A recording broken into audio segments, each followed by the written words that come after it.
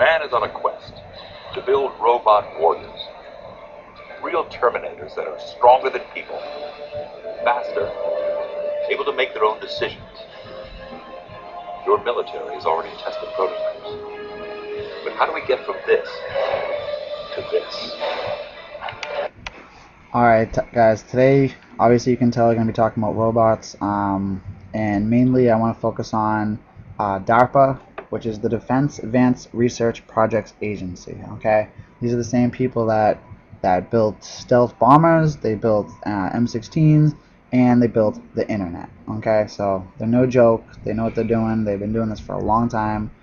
We're just now past, I don't know, maybe 10 years starting to hear about certain robots they're building.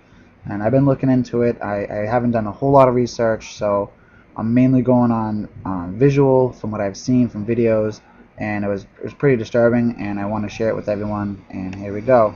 Also, before I move on, I just wanted to say big thanks to Stylo GFX on YouTube channel for the intro he let me borrow, and I just wanted to throw a shout out to him. He does amazing things. You guys should check him out. And that was just one of the 200 videos he does. So thank you very much. I appreciate that, and let's get started. Missions. Keep U.S. military technology ahead of our enemies. Alright, so as you just said, keeping the military ahead of its enemies, okay? Now you gotta be open-minded about this, and you gotta understand. The government is gonna sell you the idea of robots being in the military to save our soldiers from being injured and hurt. Okay, so anyone that has family in the military automatically is going to say, oh, that's such a great idea. We need robots to go in there, and then my son will be safe. He can just remote control the robot. Sure. But you got to look beyond that, okay? Because what's going to happen eventually, just like what's happening in Greece and London and Montreal and all around the world, Egypt right now, Syria, the world is unstable, okay? The citizens of these countries are becoming the enemies of the country because they're not agreeing with what the government is putting in place for them. Okay? The government's not your best friend. They're not your mom and your dad. They're not going to take care of you forever. Okay? They're not even your friends. Quite frankly, in my estimation, they don't even like us. Okay? They don't want us around. They want enough of us around to work the jobs and run the little trucks and trains to keep the country going, and that's about it. Alright? Something I thought about today on my way home from work was you got to think of the government kind of like a corporation, okay? When a company is failing, or if it's not meeting its projected sales, what's the first thing they do? Okay, they start letting people go and firing people or laying people off. Okay, think about that with the population. Okay, they can't sustain the path we're taking right now. The changes aren't being made to make things easier for families. It's not. Things are just getting harder and harder and harder, and eventually there's not going to be, enough jobs and food and government assistance to go around for everybody. And then what happens? And then you got the robberies. You got people breaking into each other's homes. All kinds of stuff. So keep that in mind when you're going to be watching these videos about these robots. Moving along.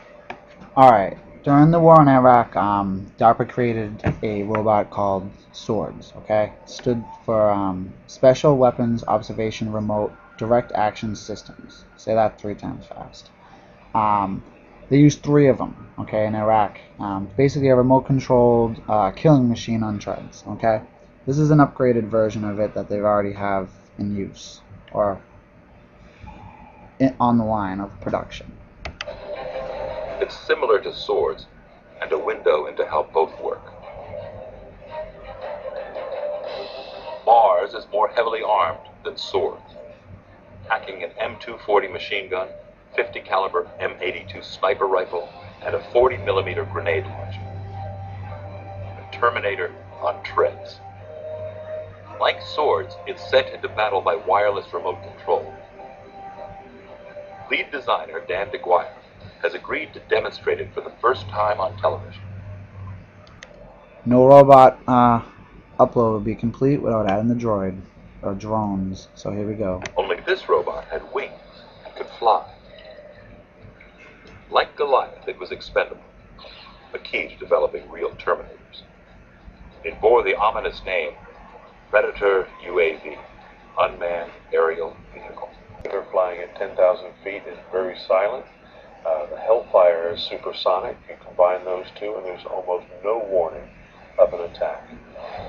This video shows the deadly accuracy of one of these flying robots taking out a bound. In a typical attack, a predator soaring at an altitude of 5,000 feet, firing at an enemy target 1 mile away, would annihilate its target in 4 seconds. Next robot we're going to be looking at is called the Big Dog, funny name, and it's from Boston Dynamics, which is my hometown, so here we go. DARPA enlisted the help of a company called Boston Dynamics in building a robot called Big Dog. The motivation behind Big Dog is to get some of the mobility and agility that we see in animals. Autonomous movements the robot makes when it loses its footing. It has some really fascinating capacity to recover from slipping or being struck. And the way it scrambles its legs around, the way it recovers from being knocked almost completely over, is spookily biological. The behavior of Big Dog over the last few years has come a long way, but there's no sign that we're really at the limit. One of the scientists they've tapped to bring this vision to life is Mark Pitkoski. DARPA has a program to try to develop climbing robots for various applications, surveillance, inspection, and so on. I'm Professor Mark Pitkoski at Stanford University, and my goal is to build robots that can go anywhere. The vertical surface that's great enough to support the weight of the... If you want a robot that climbs vertical surfaces, smooth, rough, dirty, clean, then the gecko really is the premier example of a climbing animal. The gecko can cling to... There you go. So now we got climbing ones, okay? Last. If robots are smarter than us, stronger, quicker, then what if, in that great science fiction nightmare, they really do decide that they deserve to be ruling the world and not us? Autonomous robots rising up is only one fear. Another concern is that these same killer droids will be able to reproduce. As impossible as it seems, it's already happening. To create self-replicating droids, scientists are investigating the idea of making robots out of thousands of identical nano-scale robots. If you go out, say, 25 years or so, you could have a nanobot, a blood cell size device. It's not biological, but it could actually self-replicate just the way biological systems do. Gather materials in the wild and maybe assemble a copy of itself. And that could be very destructive because it could then multiply the same way disease elements do. Alright, the next robot we're going to be looking at is another robot from Boston Dynamics, which has been contracted by DARPA. And they've been coming out with a lot of these really creepy robots, and this one's called Petman, so here we go.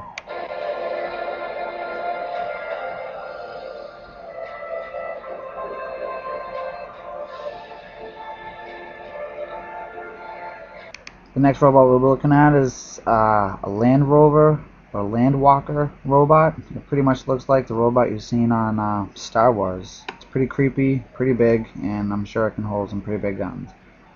I don't know much about this robot, but it scared the crap out of me, so I'm going to play it for you. You have to excuse the lack of audio.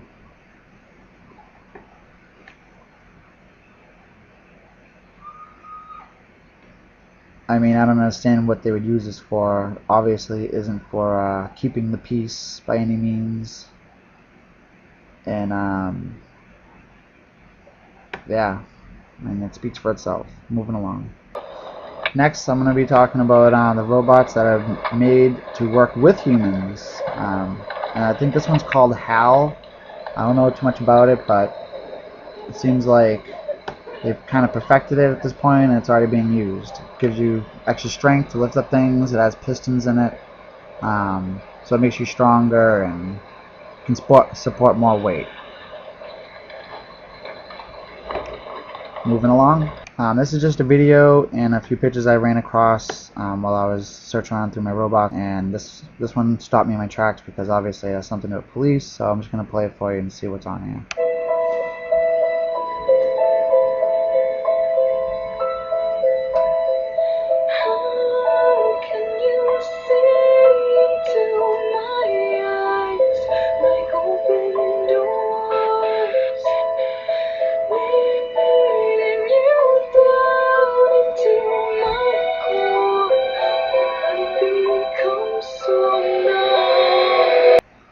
So there's Hal.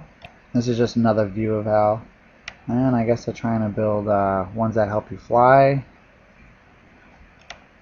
And this concludes my part 1 of the robot series. And part 2 is going to be focusing on the more realistic robots, the humanoid ones that they're building that have feelings and that can actually think for themselves and actually have like a skin-like exoskeleton.